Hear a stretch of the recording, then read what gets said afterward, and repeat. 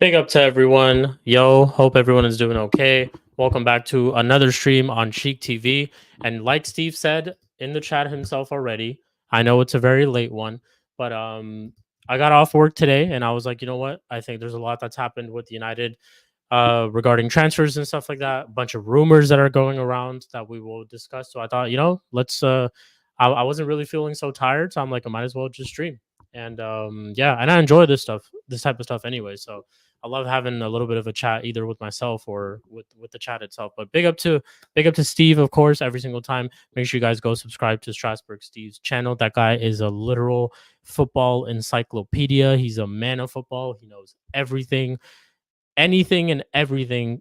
Steve, you go to Steve. And he's a Newcastle fan as well. So shout out to Steve every single time. Make sure you guys go subscribe to his channel. But also make sure you guys run up the likes because we have a bunch of stuff that we want to get into.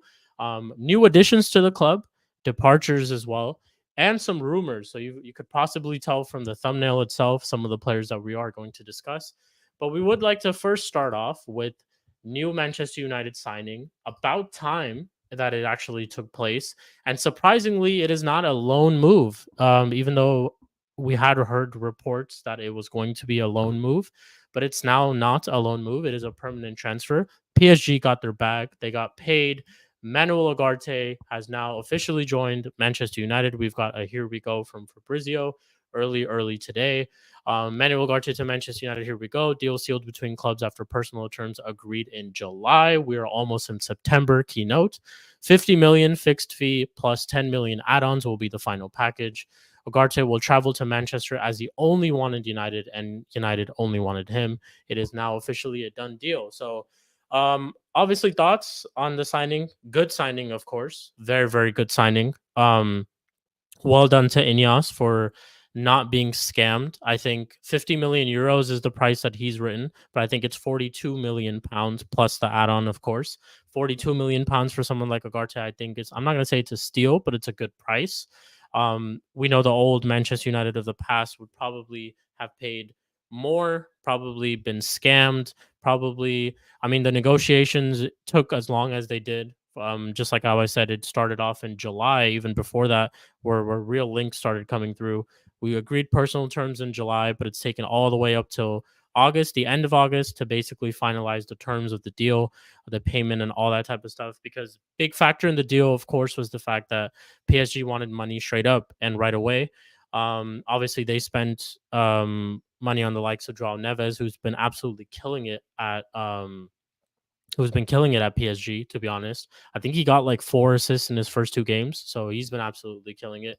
And yeah, like I think it's more of just the fact that I think the price is okay. And also we're able to come to a deal. I think of some of the deals that we've done in the past, and not me comparing both of these players at all, but the Frankie De Jong deal took ages, absolute ages for us to. And same thing, personal terms were agreed for a while. Or actually, sorry, the fee itself and Barcelona was okay with the deal. It was the other way around. The personal terms is something that we couldn't come to an agreement with for Frankie De Jong. But yeah, we finally come over the line. Helps us a lot in terms of our squad depth. There's been a lot of questions about Casemiro and whether he can sustain a full season. And when we do play against tougher opposition, will he have the quote unquote legs to perform for the rest of the game? Those are the main questions. I personally think we'll be all right with Casemiro, but another midfielder was much more. I mean, was definitely needed. People can question and argue the type of midfielder that United prefer at this moment or need at this moment, and I think Agarte, the type of midfielder that he is, it is also a midfielder that or a type of midfielder that we do need at the club, 100%. Another player who has obviously left the club, which we will get into in just a little bit. Him leaving now too also means we definitely need another addition, someone not as quote unquote as a replacement, but an actual 6 who can also play as like an 8. Agarte, I'm hearing, is an absolute destroyer. Obviously, we saw him play in the Copa America. Famously enough, I saw him play really for the first time ever that I ever saw Ugarte, because I didn't really watch him at PSG, but I saw him play for the first time when he was at Sporting, and that was against Arsenal in the Europa League. If people forget, can remember, Sporting Lisbon played Arsenal in the Europa League, I think 2 seasons ago. Do you remember that goal when the guy scored the halfway line? Yeah, that game itself. So I remember watching Ugarte for the first time ever in that game, and I thought he was very, very good. Even though he didn't really play like the six destroyer role that we've been seeing him play recently for PSG and also for Uruguay, he played as like an eight in that game, and I thought he did really, really well. And I know it's just one game, and yes, it's Arsenal, this and that, but it's just one game, and obviously, players can have their day on. The players can have their game on their specific day or whatever. But I think it was a good performance, and this is something that United definitely needed. Casemiro, let's say he does pick up some sort of injury again. Who do we play in the midfield? To be that type of person who sits and defensively is solid and this and that, but can also add to his game by playing as like an eight. We needed someone in that aspect in that department. So I think Ugarte for sure is a good deal. Obviously, other players that we were linked with, I would have preferred some of them over Ugarte. Um, Technically, we didn't put a bid, but Zubamendi was something who was on. Zubamendi was on Ineos's list, so Zubamendi is the number one that I would have preferred for sure. Um, Yusuf Fofana, who I think is a much different player as compared to Ugarte, was also another player on the list, but we heard it from early. Milan is the only team that he wanted, so it was always going to be a tough battle to get Yusuf Fofana. Money wise, it wasn't a problem for I think any of the clubs that were in for him. It was more of just those personal terms, and I guess Milan is the team that he wanted, so he went to Milan. Sander Berge is another player that we were linked to when Ugarte news first came out, and we couldn't come to some sort of agreement initially. Sander Berge was identified, I guess, as the backup to that Ugarte type of signing. Another one is kind of like Ugarte, but he has more to his game because from what I've seen, and I haven't really watched too much of Sander Berge at all, but from what I've heard from people who have, he's kind of like a deep lying playmaker, which is another position that I think we still needed in this window, but I'm okay with if we don't get it because I'm going to get into that type of topic right after we discuss this whole Ugarte news. But yeah, I think overall, to sum it up, this position is something that we needed. And I'm happy that we got someone like Ugarte, someone who's experienced. I think the fact that he wanted only United tells me that he's absolutely gassed for this. And he's going to really come here to play and he's really going to come here to prove himself. So I'm here for that. Now, getting into addressing the real main issues of this transfer window and some of the rumors that obviously that we've got into or we've heard in the past 2 days is I don't know if this is going to be our last signing of the transfer window itself. But if it is the last signing, then this window has not been good. And when I say this window has not been good, it's because we've really prioritized one aspect of our team, and I think we should have prioritized other aspects too of our squad. But from the amount of money that we've spent so far, let's be honest, we've honestly spent around 200 million. If we do really break it down, Agarte is 50, Xerxes was around 40, I'll say. So we're at 90 right there. Mazarawi was around 15. So that's puts us over 100 for sure. So I'd say 105. The Delict deal, I actually don't remember, but I'm gonna say it was somewhere around 40, and that's me being nice. It could honestly be more. So that puts us at 140. Who else did we sign? Um Delict. We signed Delict, Xerxes, Mazarawi, Euro, that deal, another 40 million. So that's us at around 180 at least. So we spent damn near around 200 million. And I feel like we've really only addressed one aspect of the field.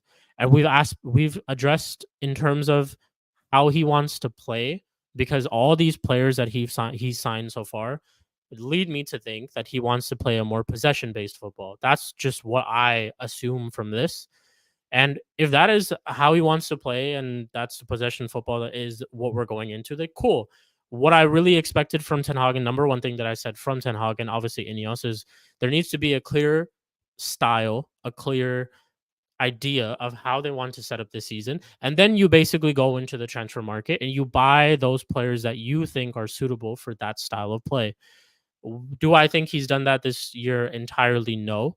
Do I think he is leaning towards a possession style of football? Yes, a little bit, but who fucking knows? Steve said it here perfect himself. Ten Hag is just hella untrustworthy, to be honest. And that's true because I could sit here and talk about, oh, yeah, I think we're going to play possession style football with the high line and all that type of stuff that we've been trying in our first game, preseason, all that type of stuff. It leads me to think that. But then Ten Hag is that type of manager to completely revert from his system and the one that he's been trying to something completely new for whatever reason. But he's just honestly that type of manager, and I wouldn't be surprised if he did something like that. Big up to everybody else in the chat though. Obviously I know I've just been rambling on, but Sufyan, big up to you. Been tuning up in the chat for a while now. Hope you've been doing well, bro. And yeah, really, really appreciate you showing up. So big up to Sufyan every single time. Steve says it's a good signing, but until Ten Hag leaves, he'll not know how to use him, which I agree with to a certain extent. Yes, Ten Hag being here is the biggest problem. That's where the problem starts. Number one is Ten Hag being here. So yeah, 100% agree. Sufyan says Ugarte is good, bro. He's gonna help a lot for sure. Big up to Manch. He says big up Sheik. Have a 16 out of 10 stream. Gilbert out. Gilbert out indeed. And Steve says it's been an okay window for Manchester United. He would give it a 6 out of 10. I will obviously give my rating on what the window is up until it's closed. But so far, yes, I agree with you. I think it's a 6 out of 10 window. I'm the only thing that I'm positive about is one, the swiftness of deals, and two, also some of the price tags that we've paid are okay. It's nothing crazy. But then me saying that is something that is again nothing crazy to ask for from a club because the only reason I say that is because of how many times we've been scammed in the past. But yeah, it is what it is. C says now Watts actually hold bench versus Liverpool for Bruno, Mount, and Rashford. Yeah, that is also a very, very big possibility. I'm again sitting here just thinking, as a normal person would and a normal manager in today's modern football world would, is after you've played a player, you haven't started him in the first two games. Cool, whatever. We got a win, we got a loss. Brighton game, I already gave my thoughts about it on where did I give my thoughts about it? On Mud Brothers, but yeah, I already gave my thoughts about that game. It's whatever. It's the start of the season. Cool, we take a loss. Problems are still there. Things are still concerning, but we move. We move, right?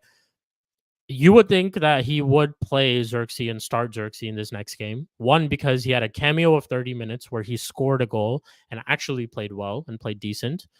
Two, you brought him on in the Brighton game for a full half, 45 minutes. And yes, he was part of that one goal being disallowed, even though I don't entirely think it was his fault. He still did well in that half. I think he still at least did well.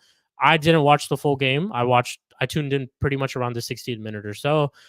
But yeah, like I think he was okay. And I wouldn't be surprised. The point that I'm getting to is after seeing him play a full 70 or 80 minutes or so, he deserves to start. And I think he should start. But I wouldn't be surprised if he doesn't start, if we go for someone like Mount again. But we'll see. Hopefully Ugarte is okay up until the weekend because Ugarte is someone that we could definitely use in that game.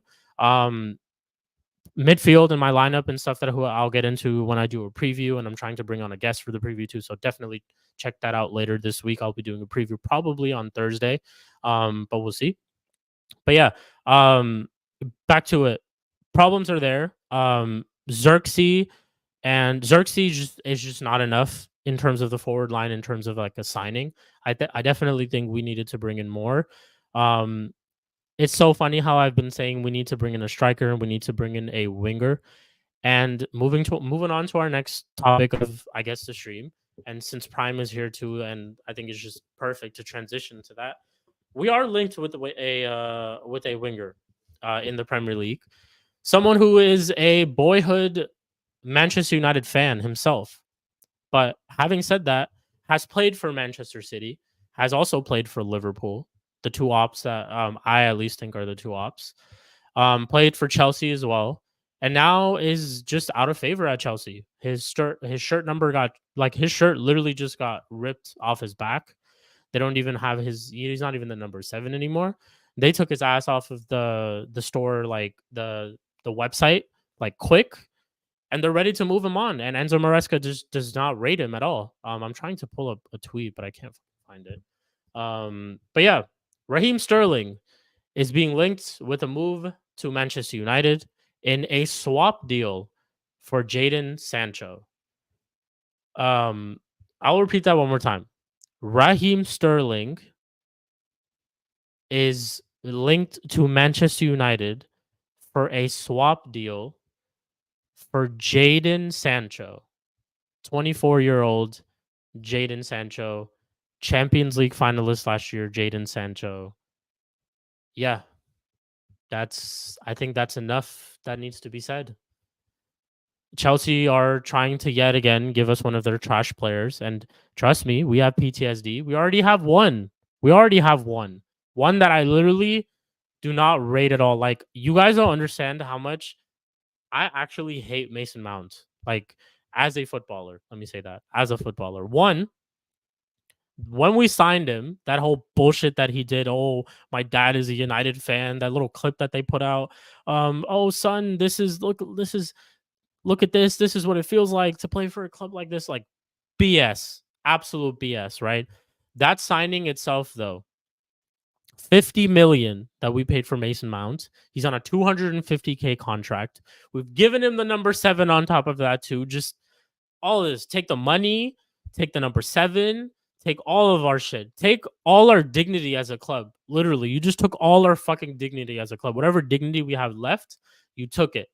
So I don't know, man. I don't know. We've had that business with Chelsea. Why are we getting into another one? And this time it's Raheem Sterling. Why? Raheem Sterling to me is literally nothing but Rashford 2.0 in this moment in time.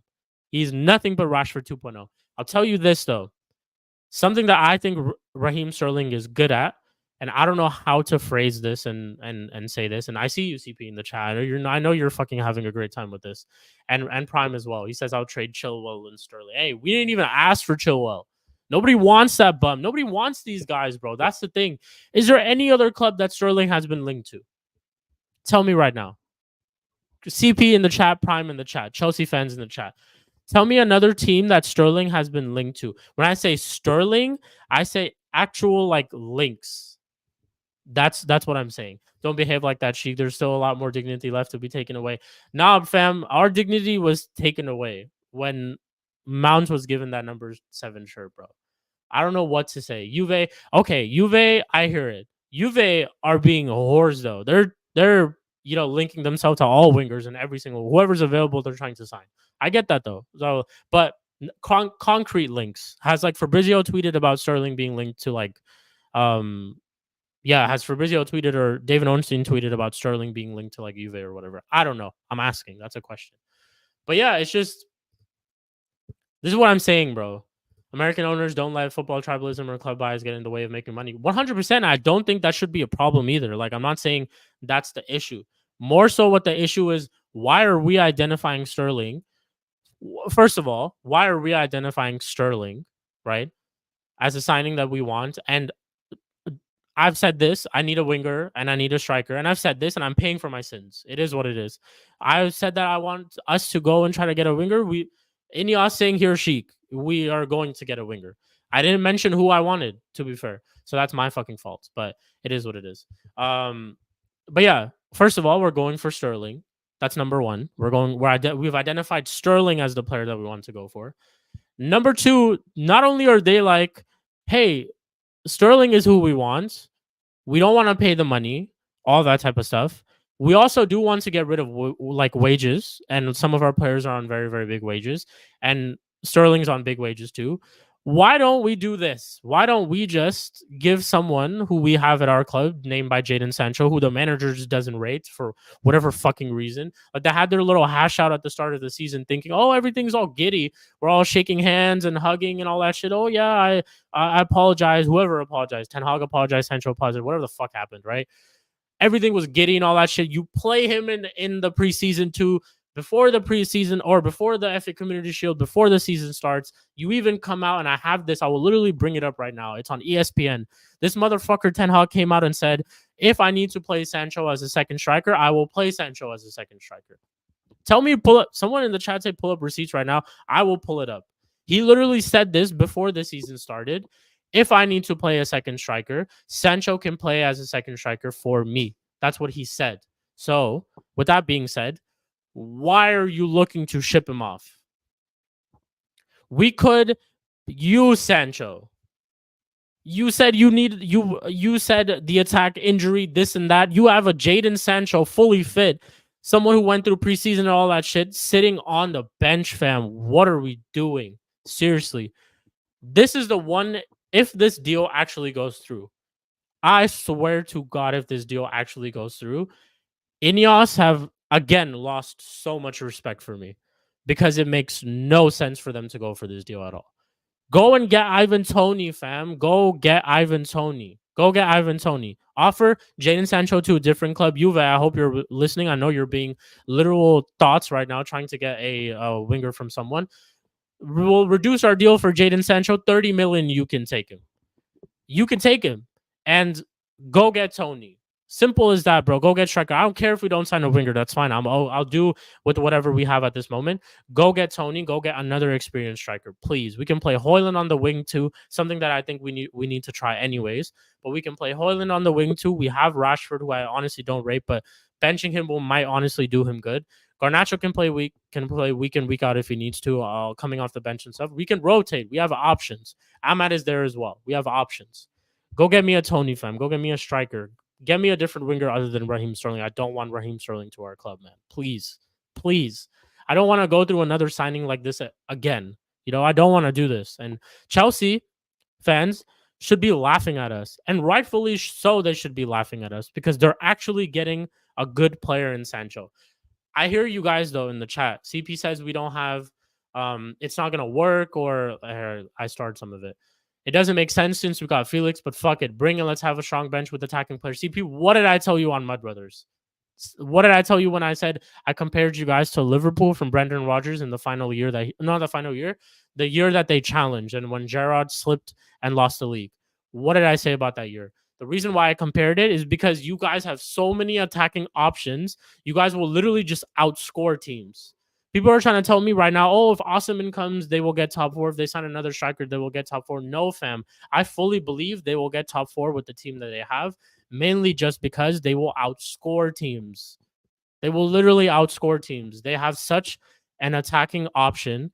They can have Nkunku start. They can have Palmer start. They can have Jackson start. They can bring on Felix off the bench. They can bring on Neto off the bench. They have so many different midfielders. Dewsbury Hall can come off the bench. So many attacking options, bro. Madueke as well, who literally just scored a hat trick. So many options, and they're just going to outscore teams. And you add Sancho to that. Fucking hell, bro. Fairs, Chelsea. Fairs. I actually acknowledge you, man, as the transfer kings if you make this deal happen. Actually, I will full on acknowledge Chelsea as the transfer kings if they make this deal happen because they have fully scammed us. Fully scammed us. Can I come on and give my thoughts on Sancho Sterling situation? 100%. Let me send you a link right now, bro. Of course, Prime. Of course. One moment. I'll send it to you on Twitter. But yeah, we'll hear Prime's thoughts on this. I've said my piece. I do not want Sterling. I do not want Sterling at my club. Sell Sancho, I'm okay with that because I just don't think he's going to work out anyways. That is something I'm okay with. But to get Raheem Sterling in return, please, I'm good. Thank you. I'm very good. I'm okay. I'm okay. But yeah, I've sent you the link, Prime. Wait, what happened? Huh? Overcapacity? What the hell does this mean? One moment. But yeah, if you guys got questions in the chat, definitely drop them through. I'm gonna get through some of the comments. I know I've missed so many, but I got you guys. No worries. Sheik's moving slow. That's what's happening. But big up to everyone in the chat, though. Make sure you guys have subscribed and make sure you guys are running up the likes. We need at least, there's 8 people in here. We need 8 likes at least. I need everybody to go ahead and like the video real quick. Please, please, please, please, please. Let me send this link, though, to Prime 1 second.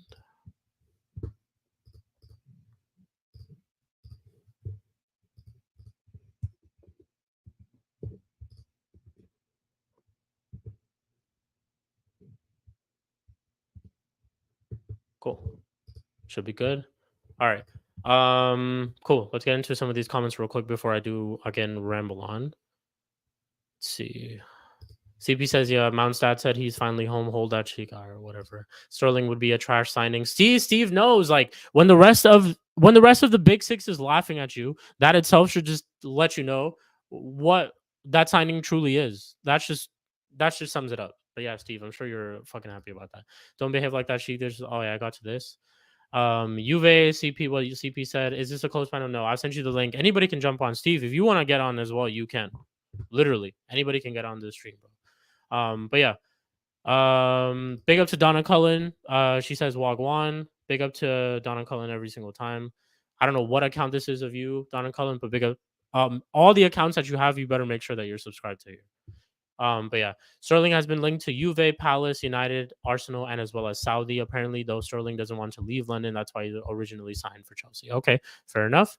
As funny as the links are, I honestly believe he'll sign for Arsenal or United. And yeah, another thing that we'll get into in just a little bit when I go through these comments is he was actually spotted at Arsenal's training ground, which is really, really weird. But he was there 4 days ago. Igal brought it up on A-listers. Shout out to Hassam and definitely check out A-listers and shout out to Igal as well. But he brought it up. He said he was at Arsenal's training ground, which is weird. But it is what it is. Can we give you Mudryk too, please? And Chilwell? No, you can't just give us all your shit players. Well, what do you think we are? We're like Arsenal. You think we're Arsenal Football Club? If we're slowly turning into them, though, if we do fucking sign Sterling, but yeah, we're not Arsenal Football Club. But gotta welcome man like Prime to the stage as well. Big up Prime. What you saying, bro? Yeah, I'm good, bro. Sterling, or not Sterling, Sancho. I don't want him. He's better than Sterling. He's better than Mudryk. So I guess I'll take him with that. But in reality, I don't want him.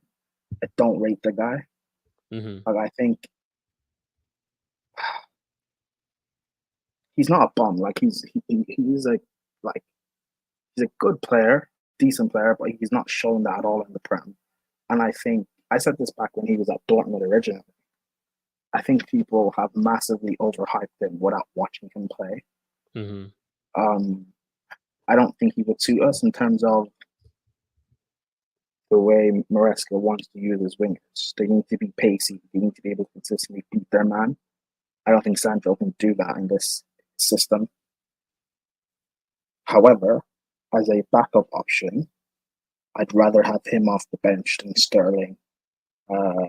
Sterling doesn't have a squad number. I'd rather have Sancho off the bench than Mudryk. Yeah. So, pros and cons, I'll accept it. But in reality, we're not getting him. I think I've been saying this. I said this back last season. Sterling makes so much sense to go to Arsenal. I think he goes to Arsenal and he becomes their starting left winger. I think he suits Arteta's system. I think he will bang goals in that system. Now that I think of it, yeah. Yeah, I think that's where he should go. For him, if he still thinks that he's got it and he can still contribute, he should go to Arsenal. Fair enough. Yeah, no, I think this is one question I would ask you. How about Sancho in the 10? Because I know I don't think he starts over any of your wingers currently. Would you agree? Mm-hmm. No, he doesn't start over any of our wingers. So something you could try, because we tried Sancho centrally in some certain games 2 years ago, not even last year, obviously, because of all the stuff that happened. 2 years ago, we tried him kind of as like a false nine, also as a cam sometimes, and he was decent. And I think the way that he plays and his profile and stuff like that, obviously, like you said, which is a very fair point in terms of how Chelsea have been playing under Enzo Maresca so far, is you guys do prefer pacey wingers. Like that's why you signed Neto as well. That signing makes absolute sense for how you guys are trying to play. When you put a player like him centrally, though, someone who can find himself in between those spaces and can create, I think it'll do you good. But again, it all depends on the type of formation that you or the team that you guys put out. Me personally, though, I don't think having, let's say, Lavia, Caicedo, and Sancho in the 10, either off the bench or if he starts, that's not a bad midfield, to be honest. That's what I think, at least. But obviously, it's a shout. I think it's like a shout. But yeah, go on. Listen, I hear you. And if we didn't have, because we already have Palmer as a central player, and Kuku as a central player, and we've just signed Felix. If we didn't sign Felix, then I would understand the Sancho sign and say, as a backup to Nkuku in the 10, it would make sense. Yeah.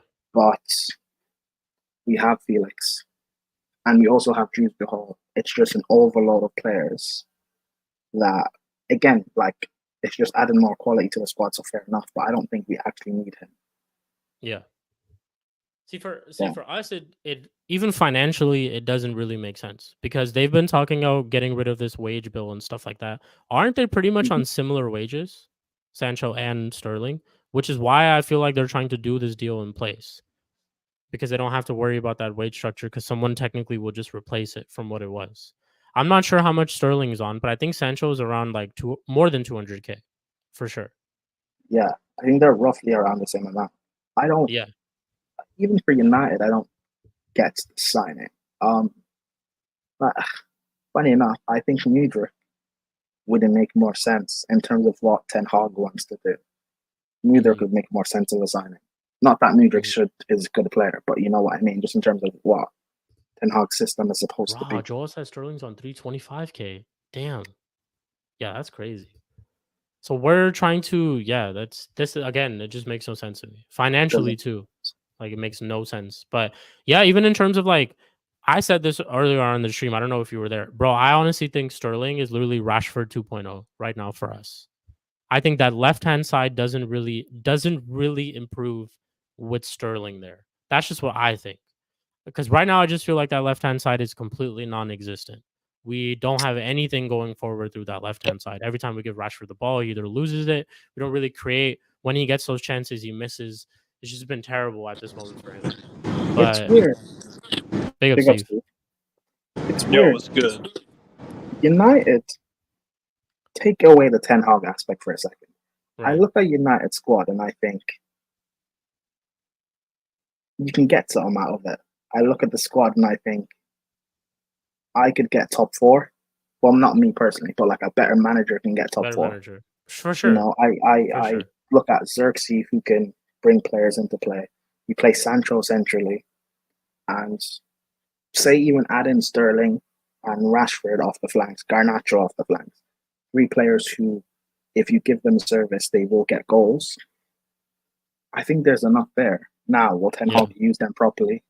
No, that's the big problem United fans have, that you've got certain quality in certain areas, but they won't get used to the best ability. That's the problem we had with Poch Lassies. So, why is this a thing, by the way? Because when the news came out, I thought it was Sterling and Chilwell. That's what I initially heard too. Yeah. But then David Ornstein specifically, well, I can pull up his tweet, but I think he specifically said it was like they're looking to get rid of Sancho, and then Sterling might be like part of or something like that. But here, I'll get into it. It's weird because Chilwell being part of the move makes sense. Like you guys need another left back. We do need, no. So that would make more sense. You guys signing Sterling doesn't make sense. But it's like, look, it's like, again, it even in that left back aspect, it doesn't make sense to me because isn't Chilwell injury prone technically, or would you consider him injury prone? Oh yeah. Luke Shaw, who's already Luke Shaw, who's already injury prone at our club, we're signing another left back who's injury prone. It would make no sense. That's why I'm just kind of like, someone asked this in the chat and I forgot to get to it. Would I be Ineos out if we got Sterling? No, but I would have major doubts on Ineos. I do already, bro, to be honest. Like I'm not sitting here getting really excited about these signings just because I know Ten Hag is still here, and that was Ineos' first mistake, was keeping him. 2, I don't know whether Ten Hag can actually even utilize these players that we're signing. Like we all could look real good, and all this money that we've spent and the amount that we spent sounds great. But what if these players just don't work out? What if we have another season like how we did last year? That's another 200 million spent with structure, as they said, and a waste of a season, a wash of a season. So it's like, that's why I'm just kind of like, doubts are still for sure there. But then a signing like this, whether it's Sterling, whether it's Chilwell, they just don't make sense. And from having Ineos at the club and all the deals that they've made so far, they would look really stupid doing a deal like this. That's why it just kind of pisses me off now that I think of it. But it is. We'll see what happens. But Joel says the best we've gotten out of. Yeah, sorry, go on, Prime. My bad. No. The best was when Palmer took off. Yeah, like I don't think Sterling's finished. Like I've never rated him as a footballer, but his ability to consistently score goals is a skill that not a lot of players have in this day and age. I think if you give him service, he will get goals. That's why I think he suits Arsenal. They need a player to come in that can just consistently bang goals. For Man United, you guys lack goals, but you guys also lack creativity. So Sterling wouldn't really work. Yeah, no, I agree. But that's actually a very good point that you make, because when I think of Sterling at Manchester City, obviously all these players around him and stuff like that, he had a very good team. But also, like, if you look at a lot of the goals that he scored, it's like he would find himself in the box, either making like a late run or be like some sort of tap in, or again, just being fed with service. Like he'd just have to kind of like, it was kind of like Madueke's hat trick over the weekend. All those goals that he just were fed to him, right hand side, kind of, a little bit beat the defender, take that shot across goal, bang. Like Sterling, a lot of Sterling's goals like that were, I think, from what I remember, like at Manchester City, you don't really see though that quote unquote winger type of play from him, if you know what I mean, if that kind of makes sense as a player. And I don't think we ever saw that from him, even when he was at Liverpool, even when he was at Man City, even with you guys at Chelsea, even for England to a certain extent. When in that Euro campaign, when he was scoring goals and he was like, considered that player for England, that campaign, even those goals itself, none of them were really like quote unquote wingers. You rarely see him cross the ball or anything like that. You'll see him make those like runs in the box though. And BX Gunner said it himself too. Sterling knows where to position himself. In that Arsenal team, I 100% agree with Prime. I think he could be a very good like plus point for them in terms of their attack. One, he'll offer when he gets, because he'll get goals in that team, and he'll get you at least like 7 to 8 for sure, guaranteed. I think all comps. This is not just a Premier League too. All comps at least. He does more than Martinelli does right now in that Arsenal team. That's one thing I would say for sure, just based off how they play. Like he's an attacking threat for them immediately. So it makes more sense for them. And I don't know why he was Prime. Do you know why he was at their training grounds a couple of days ago? There's a picture that someone took of Sterling at like Arsenal's like training ground. I didn't even know he was at their training ground. When was this? Igal put it up in the stream today. I'm gonna try to see if I can find it. He said this was around 4 days ago. He was with like, oh yeah, it's right here. I think I see it. See, here. Again, Arsenal makes so much sense. Man United doesn't make sense. Does Arsenal even make sense though? Let's be real. This wasn't supposed to be Gabby Jesus's deal, right? No, wasn't it supposed to be Gabby Jesus who he won the Premier League? Zinchenko won the Premier League. Now they're going to Arsenal. No, they have the title experience. I don't know why. Like Sterling, for me, the guy's just done. I don't think he's a top-level player anymore. I think he used to. I just think he's burnt out, bro. I don't see any fear factor with him. I don't see any, I just don't see it anymore.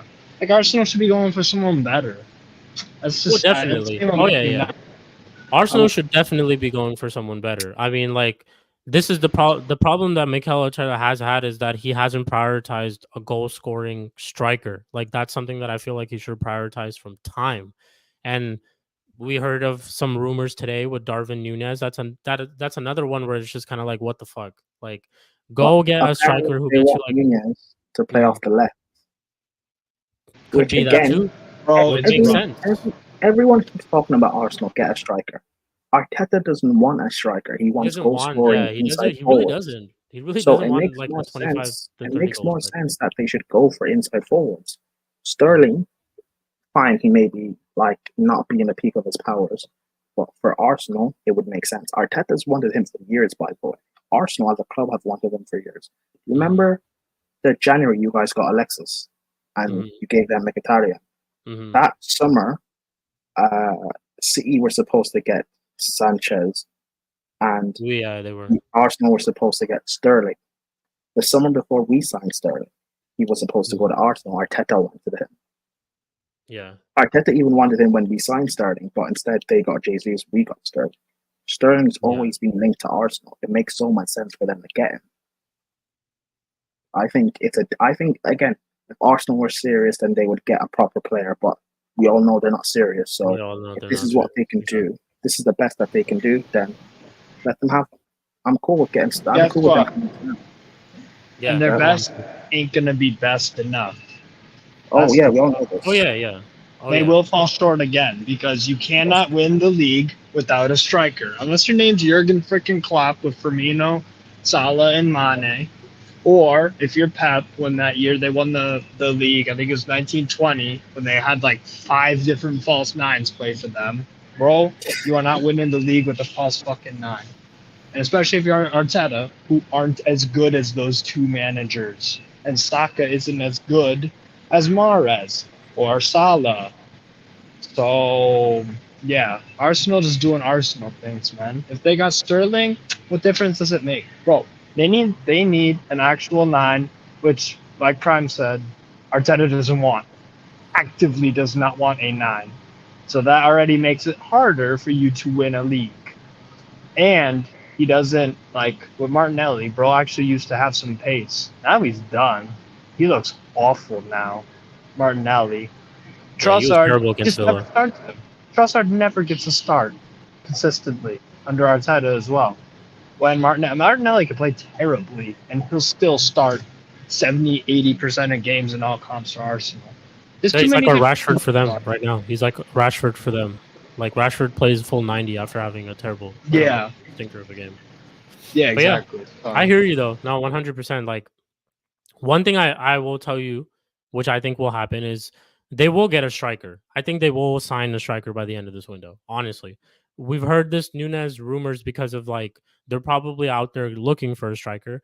The key thing here is that who do they sign? Because if they're looking for people like Nunez, and Nunez is someone that they've put on their list, then who knows who they really sign, right? They could honestly go for anyone. So we'll see. We'll see what Sterling ends up. It's so funny that Prime actually mentioned Alexis Sanchez because this swap deal, Sancho and Sterling, kind of feels like that swap deal. Yeah. It feels like Mkhitaryan and Alexis Sanchez switching clubs. That's honestly what it feels like. Like I don't think either teams are getting someone that they really need. That's what I would say. Yeah. Like someone put in the chat, Arsenal can't get him because of PSR rules.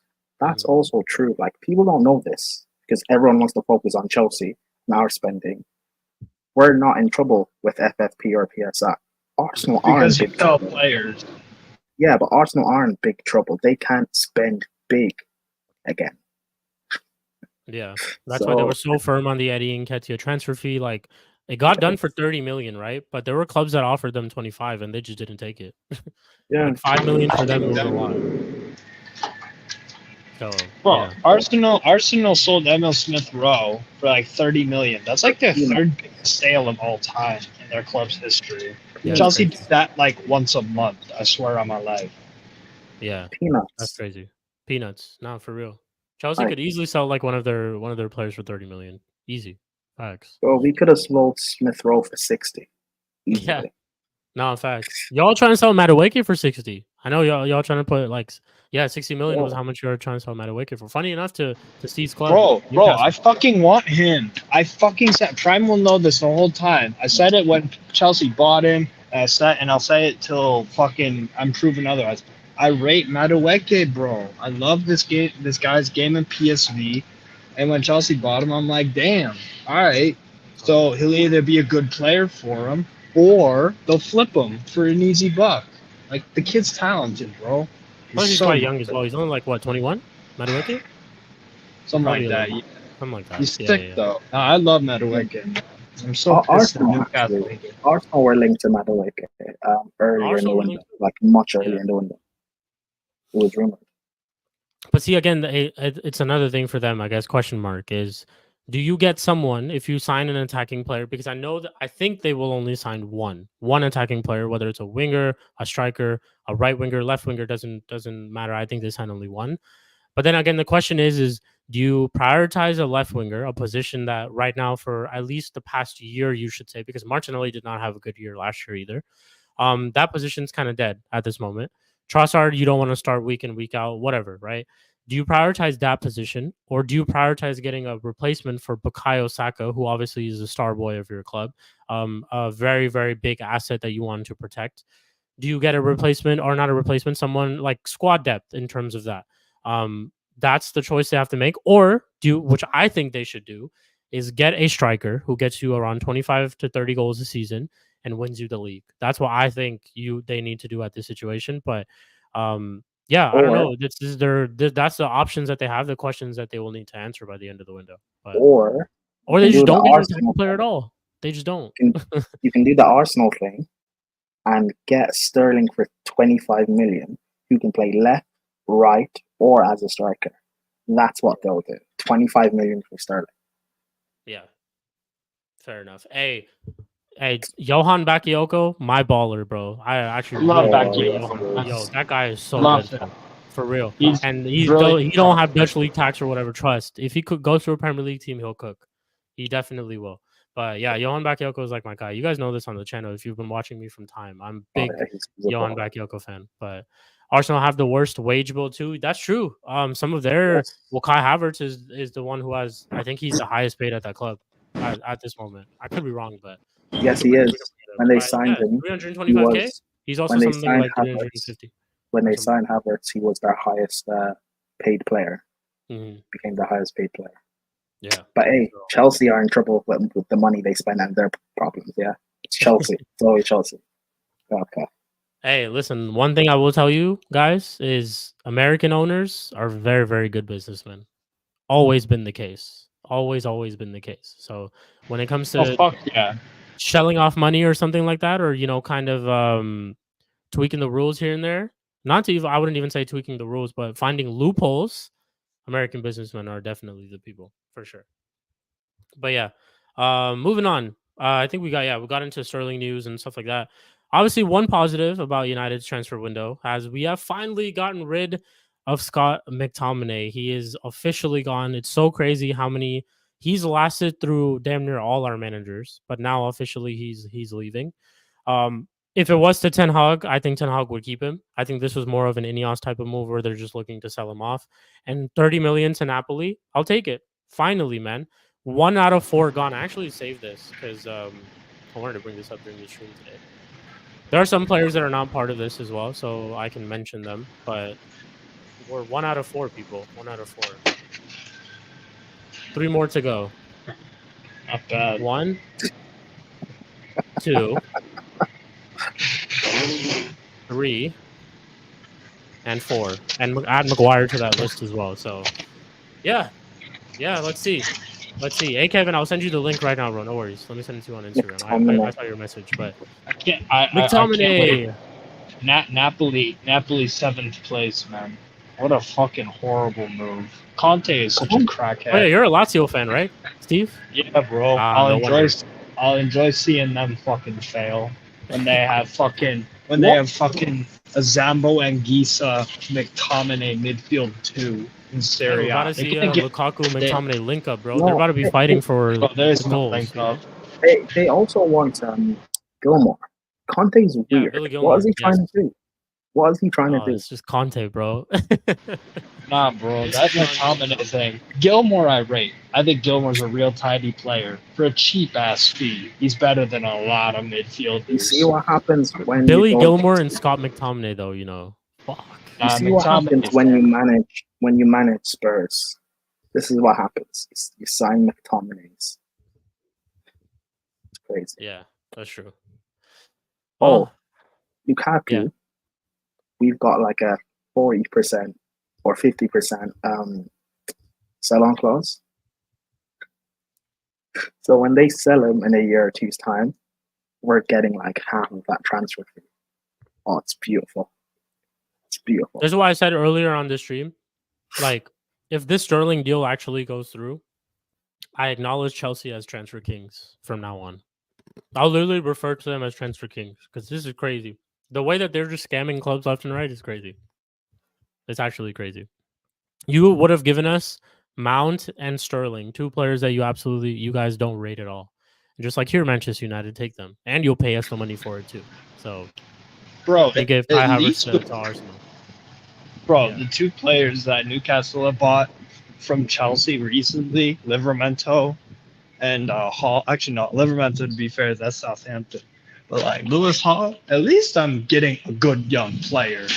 Man United and Arsenal be getting the trash old or just mid players from fucking what's it called, from Man, Chelsea. At least I got Man, Lewis Man, Hall. Man United are getting Chelsea's hair nigga damn players. Bro, let's be honest. We are like, let's be honest, bro. We are. We're in panic settings, and it's like anything and everything will do for these guys at this moment. And I guess That's so. hilarious. Big up to you, Kevin. Though I know you had a couple of things to say about this window. I seen your chat. You said personally you think it's a 4 out of 10 transfer window. So floor is yours, bro. Let us know what you think. I think it's 4 out of 10 because, bro, we still have a lot of deadwood at the club, man. Let's just be real with ourselves. Like we sound good. I think we sounded good, but let's just be honest. We have like Maguire still at the club. We've got Anthony still at the club. We've got. I'm about to cut you off, Kevin. You got to move a little bit closer to your mic because we can't really hear you. You're good though. Yeah. Much better. Yep. Sorry. I was just saying we need to sell. We need Harry Maguire to go. We need Luke Shaw to go. We still need Mason Mount. I don't rate Mason Mount personally. I don't think he's good enough for United. Yeah, he's trash. I still think we need to let go of Lindelof. We need to let go of Anthony. There's still so much deadwood lurking around at the club, man. That's why I think it's 4 out of 10. The signings have not been bad. I'm not criticizing the signings one bit. But my issue is the players that we still have, the players that are still lurking around at the club. Yeah, they're not good enough, man. Really. And we should. And if United want to move forward as a serious football club, want to win titles, we need to let go of these players. You also kept your manager. That's also part of the transfer window. I agree. I don't think the manager is good enough as well. Mm-hmm. But at the same time, if you want to keep these players, make sure they're squad players. They're not like players that can play every week. Because look at Man City. They had Calvin Phillips, right? But they never gave but they didn't give him a chance. They didn't give him any more opportunities. They didn't want him. They told him, you're not playing. If you really do not want these players, you tell them you either play for the under-21s, you play for the youth academy reserves, or you do not play at all. It's as simple. It's those two options. If United don't want a player, you leave them. You don't put them in the matchday squad. McTominay was in the matchday squad, but Jadon Sancho was not. Jadon Sancho was traveled with the squad, but he didn't even play. So my thing is, if United really want to let go of a player, you do not say a player is still important and he's can still work his way up into the team, and you play him or you put him on the bench or include him in the squad. You get what I'm saying? My bad. Yeah. I hear you, man. Now you're telling the truth. Well, I guess we'll find out who we get at the end of this window, whether Sterling would come through, whether we actually go in for an attacker or not. All those questions will be answered, but I completely agree with you, bro. Like it's we haven't really prioritized, once again, that I said in the beginning of the stream. I don't think we entirely prioritized other aspects of our team. I think the problems are still there. Like you said, the players who are still here are going to play because we haven't properly replaced them. I think we should have prioritized our attacking department a little bit more, because I don't think the issues defensively last year, yes, we were conceded 20 shots or something by a game, but we also had, look at the differing center back pairs that we did last year. Our defense was injured throughout most of the year. I don't think we have a problem defensively as a team. Even with the way Ten Hag sets up, as much as I don't rate him, defensively, he very rarely does get it wrong. Yes, you'll have your odd mistake here and there, like the game against Brighton. Foolish goal to give away that winner that Joao Pedro scored. But yeah, like it's shit like that happens. You have your odd games here and there and stuff like that. Obviously, new surroundings for certain players at our club too. Mazraoui obviously being here too, but I don't think defensively. My point is we've been bad. I think it's nowhere near your biggest issue. That's what it is. Your defense is not your biggest problem. Exactly. At all. Defense is nowhere near our biggest issue. Our biggest issue will and has been for the past 3 years, even when Rashford was scoring 25 to 30 goals that year, was attack. I asked the same question that time. If you take away Rashford's goals that season, who scores for us? It's the same season as last year. Nobody. If Rashford doesn't score all those goals. So that was the question asked, is Rashford can have a blip season, and we already knew this about Rashford. Rashford is very, very inconsistent. One season he'll score 20 or 30. One season he'll have 5 or 10. One season he'll have 1 or 2. Who knows? But what we didn't do was we didn't add to our attack. We signed Mason Mount. we signed Hoyland when we should have signed experience. We should have signed some sort of player who's, a veteran and stuff like that. We still haven't done that yet. We're investing into a signing like Xerxes yet again, who's another cheaper Hoyland signing if we're really keeping a buck. And I think Xerxes okay. I'd say he's good. And he's, again, at this point, he's average. Let's just be honest, he's an average player at this moment who can turn into something good. But I think he's an okay signing, to be honest. I wouldn't say he's... That's a good sign, for sure. I say he's better than Hoyland. I think he's better than Hoyland. I think he offers for different kind of player, but different kind of player, but Hoyland. He's a 9.5. What we call a 9.5 these days. The thing is with Hoyland, number 9, right? But Xerxes is a player that can drop into the middle and just and receive the ball. You know what I mean? He's like a deep lying forward. You know what I'm saying? Yeah, he's like a false nine, false nine basically. Yeah, he's a false 9. Yeah, pretty much. Yeah, but United need, for me, I think United need a left back, man. We desperately need a left back because we don't. Hey Kevin, you need a left back. Yes. Oh no! Here we go. Yeah, here we go. I've got a left back for you. We don't need your left back, man. It's all good. Mate. Well, homegrown packs. He's won a Champions League, something you guys have not sniffed in 15 enough, years. Ryan. Seriously, enough. If you are going to give us any defenders, I will take injury-prone Reece James tomorrow. Give me Reece James. I'll give you Reece James because I'll play him as a center back. Because we'll play him as a center back or something. I'll give you Reece James and Chilwell. I'll say this, right? Let me say this. Yeah, go on. Big up Omar. Make sure you guys subscribe to Omar's channel and also a Kevin's channel. You guys can drop your links in the chat, by the way. But yeah, make sure you guys subscribe. But yeah, go on, Omar. Big up to everyone. Listen, I'll say this. You see, when you guys were playing Brighton, right? I think I told you this. Was it the UFC, during the UFC watch along? Mm-hmm. I said that I was very, very certain you guys were going to lose that game. Mm-hmm. And the reason I was so certain, it's not even because Brighton are that good. It's because of what you guys had in your attack. Mm-hmm. And it still baffles me. And I'm not even a United fan, right? But I'm looking at this from the outside and I say, the biggest problem with our Manchester United for the last few seasons, like you said, has been a goal-scoring striker, right? You've gone out and you've bought 2 strikers who, yes, had good seasons, but they had one good season amongst them. Hoyland had a good season at Atalanta, and then you had Xerxes, who had a good season, one good season at Bologna. And then you guys signed these players, and you have a player like Ivan Toney, who has been available this whole window. He's been there, right? 20 goal a season striker, multiple seasons. Yeah, big up, Brian. Yeah. And then somehow, some way, you ignore it. And now he's potentially on the verge of joining Chelsea, which would be catastrophic for you guys, because I'm telling you guys, if he goes to Chelsea, Chelsea are going to be a problem. Yeah. Pedro Neto, João Felix, good Lord Almighty. Chelsea will be a problem. Look at the way Chelsea slapped Wolves on the week. Look at the way Chelsea slapped Wolves on the weekend. Yeah, they had João Felix come off the bench. They had who else came off the bench? They had Felix off the bench as well. Felix got a goal too. They had Jackson. Did Jackson come off the bench or did he start? I don't remember. Jackson started. Jackson started. He played a good game as well. Jackson played a very good game in my opinion. But look at who Chelsea are bringing off the bench. Even if we can make fun of the 63, 64 man squad or whatever, but look at the quality they're bringing off the bench. That is something that's something that a lot of clubs don't have. Even if they're not spending great, or what do you call it? They're not making like reasonable signings. Chelsea have players who can kill you off the bench. That's the problem. I'm telling you, man. And the scary thing is, Chelsea. The problem with Chelsea is their defense.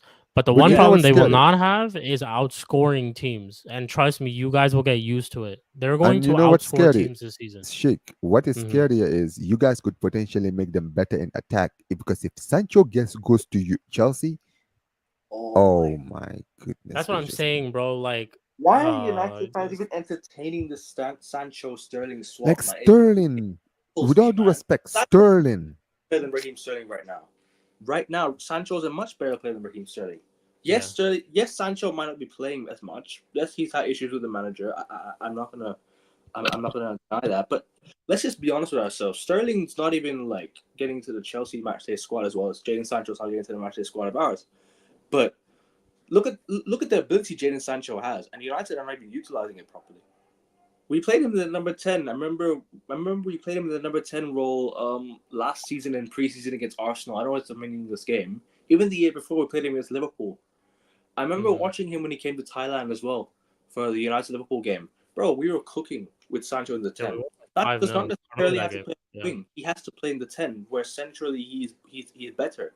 He doesn't have the the speed like that to get past players in that sense. But he can cook with his playmaking ability. He can do something with the ball. You have to find him. You have to give the ball to him, man. Jadon Sancho for me is a top talent.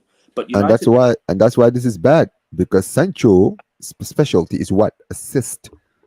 His specialty at Dortmund was assisting to who? Haaland. Imagine you give him Ivan Toney at Chelsea. Yeah, man. Ivan Toney is the type of striker who will score you 20. I swear to God, Ten Hag, right? I think this guy is trying to really fuck the club over so badly. Yeah, man. I don't know what to say. And we play Liverpool next, fucking hell. I think you guys will beat Liverpool, by the way. I agree. Yeah, I have a There's feeling no chance. There's no chance Liverpool are going to win that. Liverpool all yes, no, I agree with Steve. No, I'm sorry, guys. Listen. I said the same thing. I said the same thing the last 2 seasons with you Liverpool at Old Trafford. I kept on saying Liverpool are gonna win it. Liverpool are gonna win it, and every single time, bro, for some fucking reason, these guys always lose at Old Trafford. So yes, I'm not. Two things though. It's a different manager, a play style that will not go well up against a Ten Hag team who like chaos. They're gonna be easy to pick on the break, and guess what? Slot isn't playing Nunez no more. He isn't playing Nunez no more. Salah's slotting away chances easily. Guess what? Jota is going to be there. Guess what? Man United are not going to be so exposed. They won't play a high line. They're going to play on the counter attack. Rashford, Garnacho, Bruno just continue to run. So scary. Rashford, Garnacho. Prime, it's the same thing again. Prime, who scores? Who scores the goals? Listen. I have something I need to say. That's the question every game for me, honestly. There's something I need to say. People said that against City and you beat them. In a one-off game, Man United can do it. Yeah. This is not a one-off game, but I still think Old Trafford, United always turn up against Liverpool. Usually at Old Trafford, I think the players will turn up too. It's just they're not good enough. That's just what it is for me at this moment. Like I know they'll turn up for the game. If they play Bruno number 9, then yeah, you guys are fucked. The opening 2 games against City, or not against City, Liverpool's opening 2 games, right? They've started very, very slow. If Man United can capitalize off that and start brightly, you guys can get something out of the game. I think you guys beat them 3-1. 3? Yes. Yes. Damn. Prime. That is a big statement, bro. I mean, I also predicted that Arsenal would beat Villa. You did. Right. And you did also predict Man United to beat Brighton. So. Okay. All right. There you go. Yeah, and you also said that. You said Luton Town would stay up last year. Yeah. Bro, what the fuck? How the fuck does one clip of mine get so fucking much memorable? Maybe because of how absurd it sounds. Maybe because of how absurd it sounds. I'm on YouTube like 2 or 3 hours a day for the past like 4 years of my life, and somehow the most memorable thing, the most memorable goddamn thing is me talking about fucking Luton Town. No, I don't. Bro, I'm not disputing that. No. Do you know what it is, guys? I just feel that United play the thing is with United, I don't have the issue with the way we play. On the weekend, I thought we didn't even play badly. It's just the defensive mistakes that costed us the game. I also don't think Brighton played that good. I don't think Brighton were very, very good that day. You don't need to be that good to beat Man United. That's the problem. I think it's our lack of finishing ability. And also, can I just say this, right? Why is Steve's prediction about Luton so outrageous? Because they almost stayed up. So to be fair, even though they got relegated, I think Steve got lost in the Luton Kool-Aid because at that time, no, but they did well. They were Come on, good results here and there. I see what you mean. But I'll be honest with you, Luton actually impressed me in the Premier League because I also thought they were going to go down, but they went down with a fight. So I can see why maybe, because to think about it, if they did stay up, Steve would have looked like a genius. So at the end of the day, yeah, I'm just saying, bro. True. I wasn't far off. Steve. Tell Omar what your actual prediction was for Luton. Yeah. Because I said it wasn't actually that they would stay up. It was how many wins they would get. Was my it was how many prediction. wins they would get. Go on, Steve. I said they get 10 wins. I didn't know this one. So let me know, Steve. What was your prediction? I said that they get 10 wins, and they were coming off a 3-game fucking winning streak, and they had 2 wins already. So I thought, they could get 5 wins. Okay. 10 wins? I mean, it's not unrealistic, really. Yeah. I mean, I thought maybe he would have said something like 15 wins or like 20 wins. They're not gonna. Yeah. Wait. How many wins did I get again? Why do you think I have questions? How many wins did Luton Town get last season then? I'll check. I'll check for you right now. Here, they got like 7 or something. Bro, that wasn't even far off. 6 wins. That's 6 wins. Bro, that wasn't even far off. Come on, y'all. That's 4 wins away from getting it correct. Second most goals conceded. They try to persecute me, Omar. After Sheffield United. No, but if they held on against Liverpool, it would have been 7 wins. So you remember they could have beaten Liverpool. They almost beat Liverpool. They had some good results. Remember that one time where everyone who was traveling to Luton at the start of the season was like draw or loss or the very close games and stuff like that. I think that was the only thing that was really saving them is their home record and how they were at home. But other than that, and the thing is, they were very entertaining against the big boys. Remember the game against Arsenal? Oh, the one against Newcastle, that was 4-4. I'd say James. I forgot about that one. Yeah. So bro, they had some exciting games. Yeah, that's the thing, Omar. That's where people were getting lost, in my opinion. Like that's where people were getting lost is those exciting games and those exciting performances. I'm not saying you guys' predictions were wrong. All I'm saying is like I don't think you realize how hard it is to stay up. It's very hard to stay up in this league, bro. I see what Same you thing mean, as winning a league title too. Those are two things that are actually very, very hard. I see what you mean, Sheik. I'll say this. I'll be honest with you. The reason I'm saying this is because you're not the first one to say this. I'm gonna be honest. Every time Steve is in any channel, even when I'm not on, I'm always on the YouTube and I can hear someone always talking about the Luton thing. I'm like, bro, what did Steve say for everyone to always have to bring up the Luton thing? Bro, that's what I'm saying. I did not know on Primetime TV, man. It was on Sarcasm City TV. It was on Primetime. That's why everyone knows about Jesus it. Christ. It's because Luton Town got a point against Newcastle. That's why. Bro, I literally called it before the game. I was like, this is going to be a 3-3. We're horrible defensively.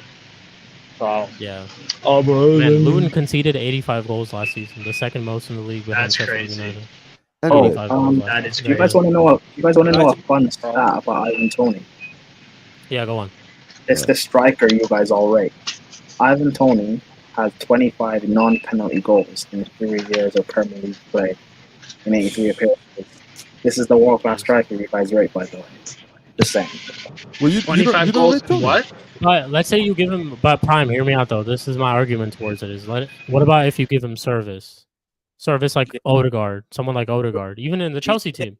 He's playing at Brentford. Like, who's supplying him? That is my point. I was about to say that he plays for Brentford, man. He's going to go for Brentford. To be fair, they have decent players around him. He's the one that's no. I hear that, but let's say you give him the likes of like good midfielders, like an Arsenal team or a Chelsea team. People only rate him because half of his goals are pens, by the way. Yeah.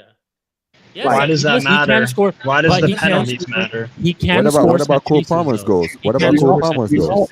Hold on. What about Cole Palmer's goals? I'm just saying he did score a lot. Yeah, let him land. You know why that? I'm not saying penalties don't matter, but why it matters in this context is if I compare it with Jackson, he got 14 goals in his first season in the Prem with no pens, and everyone says Jackson is a bum. If Jackson took our pens last season, he's scoring 24, 25 goals? No. Yeah. Cole Palmer scored half his goals with pens last season, no? Yes, Cole Palmer had a good amount of pens. No, just overall pens, No, I'm making the point of people rate Palmer, but it's not because of the pens. People don't rate Jackson, and yet he got 14 goals. If Jackson took the pens, and let's add in 10 pens, right? That's 24 goals. 24 goals. All of a sudden, people will look at him differently. My point is, people rate Toney, and yet he hasn't really done anything in the game. He's had one season.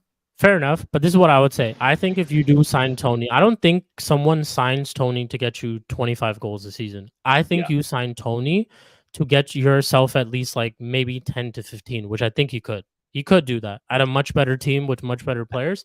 I think he could do that. It all just goes back to the point of how you want to utilize Tony. How I think of Tony right now is an experienced, I wouldn't say veteran, but an experienced striker in the Premier League who has been scoring goals for a team like Brentford too. And he's not a bad player. I think he's like, one, he can score. Yes, penalties, cool. I 100% take that argument into aspect. He can score through set pieces. We've seen him score free kick goals. He can also create. I look at the goal that Brighton scored against us. Do you guys remember that game? Brighton, it was 1-1. Last minute, they the goal that Tony assisted, he created and all that stuff. I look at stuff like that. He's a playmaker. He's someone you would say is like a playmaker for that team. You put him into around better players, I think he cooks. But again, you just need 10 to 15 goals from him, and I think you could. Yeah, but I don't need him to be a playmaker. I need a box present striker. Fair enough. These are good points. Victor Osimhen is proven it. Bro, the highest. I'm gonna be honest. Prime. I'm gonna be honest, right? Am I the only one who thinks that Osimhen might not do well in the Premier League? I don't think he will do well in the Prem. Yes, you are probably alone on that one. I think Osimhen. Yeah, I think he does well. Yeah, I think Osimhen does really well in the Premier League. Osimhen is a perfect example of a one season. But what about Chelsea? No, Sheik. I'm talking about. Hold on. Fran, I'm talking about him at Chelsea. I'm not talking about him at another club. I'm talking about in Chelsea. Perfect for Chelsea. Actually, I think so. The way Enzo Maresca sets up this team, Osimhen is perfect for Chelsea, bro. Perfect. I've been watching Victor Osimhen since 2019. When he was at Lille. This guy perfectly suits not just the Premier League, but perfectly suits Chelsea. The problems we have in front of goal perfectly is for Osimhen to fix. Tony, all of this stuff about Tony is a lot of if, buts, maybes. He could potentially do this, potentially done that. I've seen Victor actually do it. That's the difference. Yeah. Forget also just about Osimhen's like overall quality in this and that, whether you rate him as a player, no, whatever, right? Just look at what do they complain about Jackson at this moment, that he can't finish his chances. I look at every single chance that Jackson's probably got in the last couple of games, including last year. I think Osimhen buries all of them, honestly. He's just a pure striker, in my opinion. Or at least more of them. Yeah. Or at least more of them, too. Yeah, for sure, bro. Those are easy chances that Jackson has. I think Osimhen gets a goal in that Manchester City game, the first game of the season. Yes. He does. Whether they lose or not, that's a whole different question. Who knows? They probably still lose, whatever. But he gets a goal. He definitely gets a goal in that game. Because I think they created enough chances for Jackson to score in that game, too. But the thing is with strikers nowadays is that, it's system-based, right? It's very hard to find strikers in the box now because you have a system. That's why Haaland at a period last season struggled to score. But then he still came up with 30. Because, let's just be real, it's like strikers nowadays, they're easier to mark than what they were before. Because strikers back in the day, it was like, you have to be a runner. You have to be because defenses back in the day were a lot better than what they are right now. Let's just be real. I think defense, like Chelsea, you had John Terry. United, you had Vidic and Ferdinand. You had a lot of top class, defenders back in the day. So you had to try and beat them. But nowadays, it's just easier to mark strikers because strikers are very mobile. Hey Kevin, you know what's so funny? So you're talking about how there's no more box present strikers. A lot of them want to drop deep and be part of the link-up play. But you're advocating for Ivan Toney, who is not a box-present striker. Ivan Toney can score goals from outside the box, bro. He scored a free. He can take free kicks to Brentford, bro. I don't need him to take free kicks. I don't need him to take penalties. Yeah, I think it's important. It's important. Go on. United's last free kick score was Cristiano Ronaldo, by the way. I'm just saying. Well, no. If you're comparing him to United or Tony, 100%. We need someone like Tony. Tony's like, of course, that's not a question. United, the bar is so low that we would take a lot of players right now. Tony works for United, but for Chelsea, we don't need Tony. We need Jackson. I think Osimhen is perfect for Chelsea. Bro, I'll tell you this. Just look at Wolves' second half, that second half game. Osimhen there in that attack, bro. Like, they're scoring much more goals than 6. I'm not even kidding. That's perfect for one thing Chelsea will not have. And when they sign Osimhen, if they sign Osimhen, they won't have a problem creating for Osimhen because their forward lines, especially their wingers, will do ample of the amount of work that they need to do for Osimhen. Osimhen's just literally just going to be there as a presence to score when the ball just arrives to him. Literally. And that's all we need. And that's all they need him to do. Yeah, and I think he does that too. I think he does that. We don't need a penalty specialist. We don't need someone to take free kicks. Don't need someone to drop in a center half circle and spray a 60-yard pass. I need you to stay in the 18-yard box and score when you get your chances. So I'm not comparing these two players, but that's why Giroud was so successful for Chelsea too, because he would just score goals. You feed him the ball, he scores. Like that's what he would just do. He had an eye for goal. But yeah, that's just like I think Osimhen will do wonders at Chelsea. Whether they sign Tony, even though I don't think Prime might not think maybe he's not what Chelsea need, but he improves Chelsea for sure. If Tony's taking those chances too in terms of Nicholas Jackson, yes, you get more goals for sure. But ultimately, for years to come as well, for the future and all that type of stuff, for the next manager too, whoever it is, if Enzo Maresca doesn't work out, Osimhen's definitely the deal that you go for. Plus, you've been linked with him for a while now. Like it.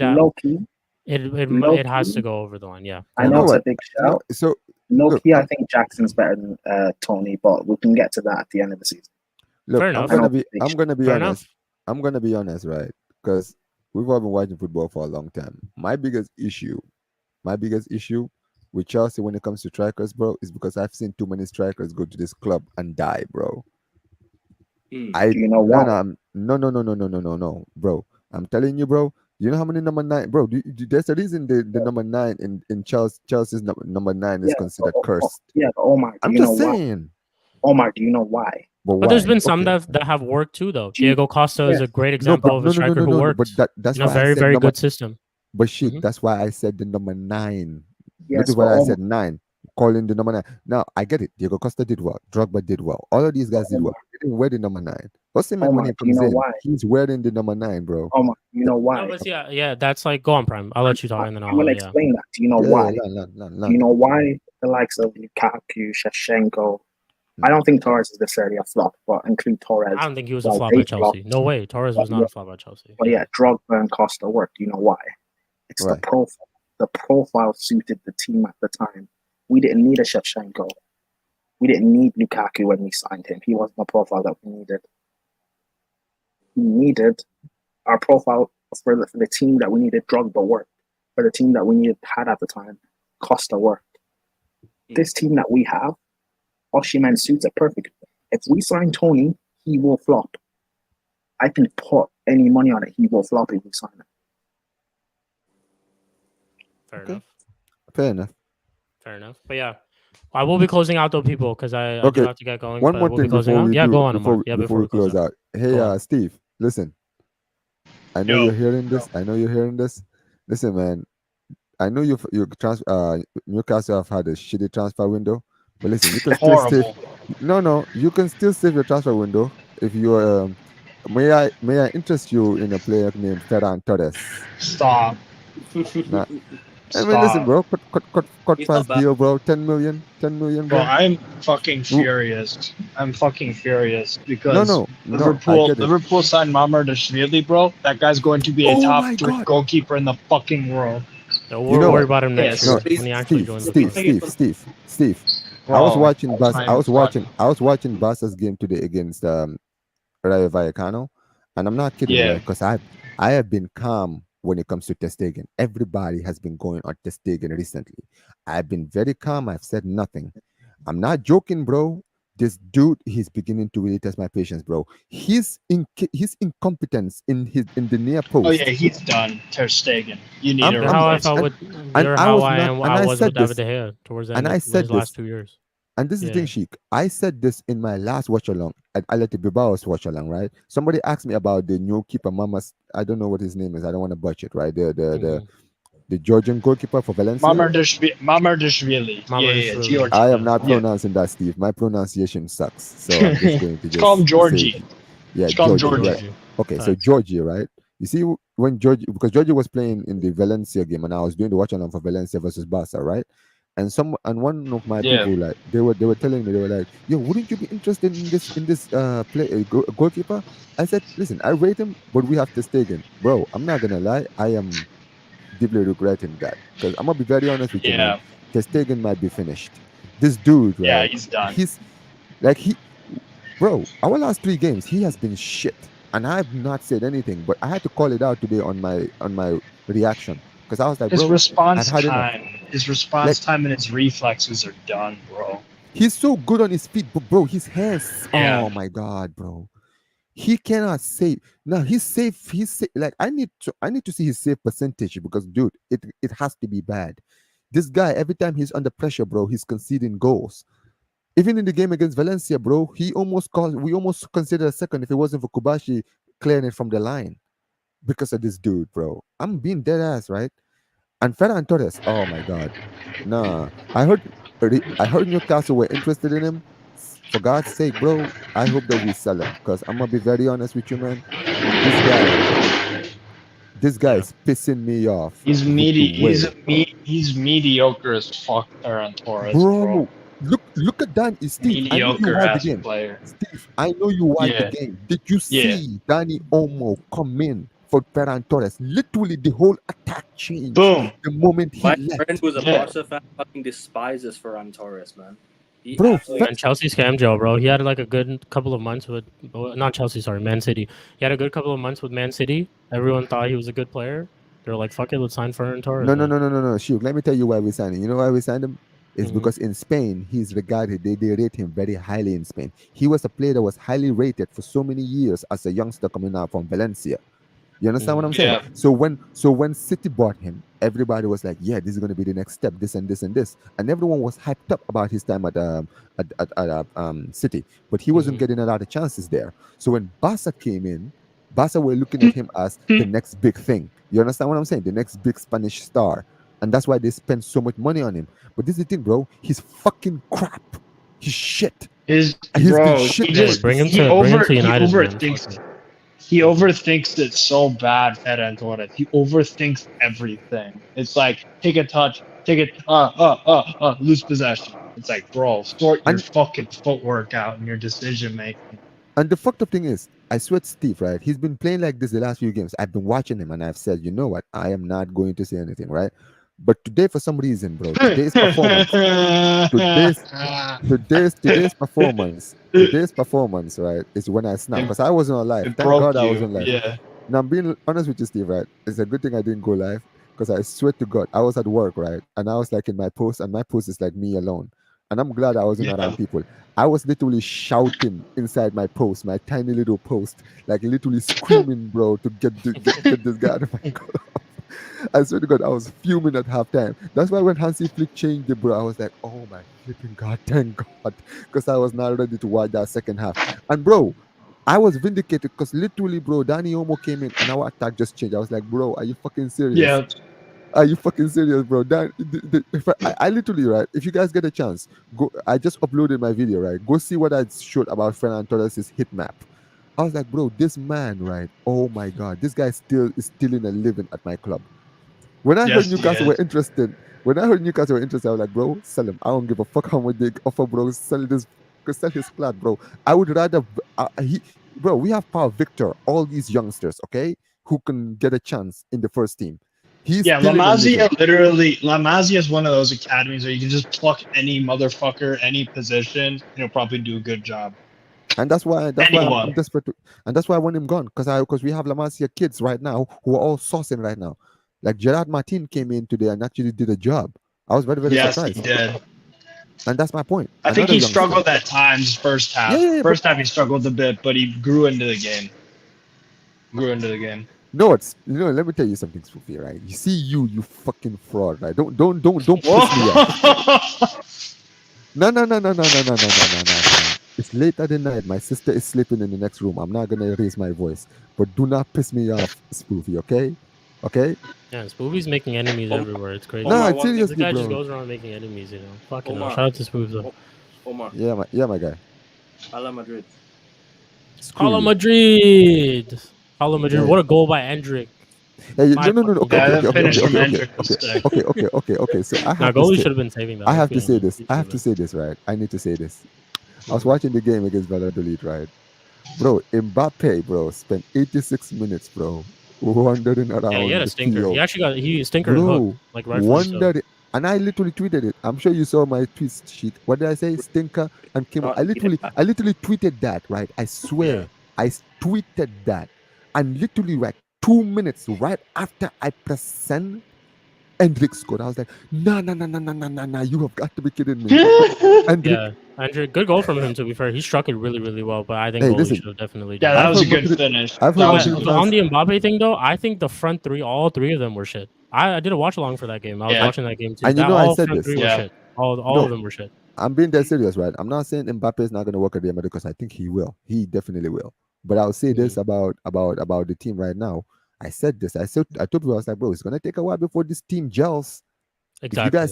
If you guys think that because Mbappe has joined, everything is just going to whoop, poof. I'm like, listen, even if you look at MSN when we had Messi, Neymar, and Suarez, Suarez was suspended for like the first 3 months. When he came to the team didn't just gel. It took time. In fact, it only started gelling around February. And that is something people don't talk about. It took us over 5 months for us to finally I see. could tell from the game that they were not. They looked like they were playing alongside each other for the first time against Valladolid. I remember that because wasn't Suarez playing right wing? Yeah, he was playing. Messi was playing in the false 9, and they had Suarez playing out in the wings. Neymar on the left. But guess what? As things went by, Messi started accommodating because he started moving to the right, giving Suarez the freedom to play in the middle. And guess what? Around February, in that game against Atletico Madrid, where we won 3-1, that is when we really started to see MSN being born, right? And we just went on to roll on to go to win the treble.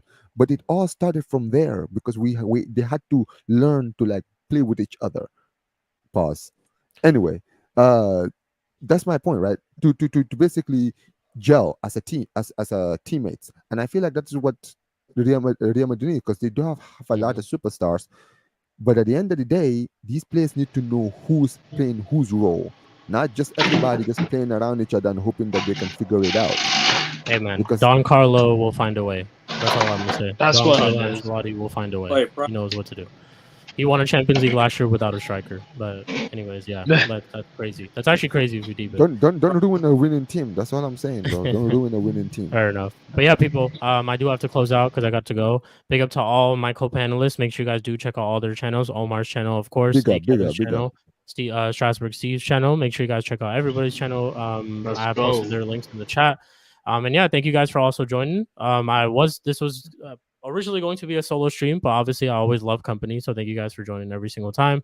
Other than that, big up to the chat. Make sure you guys all ran up the likes on the video too. Make sure you guys subscribe if you haven't already. In terms of what I have coming up next, I will do a stream later this week, which will be a Man United versus Liverpool preview. I'm trying to get a special guest onto that show, so we'll see if that happens. If not, I will still be here, and maybe Scooby himself too, the crook himself, in the chat. But I'll in terms be here of that, to throw that prick. I see him. There you go. There you go. But yeah, big up to everyone. Thank you guys for tuning in for the transfer roundup and a late stream on Chic TV. I'm really, really surprised Prime is up, which is because I know it's like really, really early there. But yeah, shout out to everybody else. Big up, and we'll catch you all on the next one. Big up.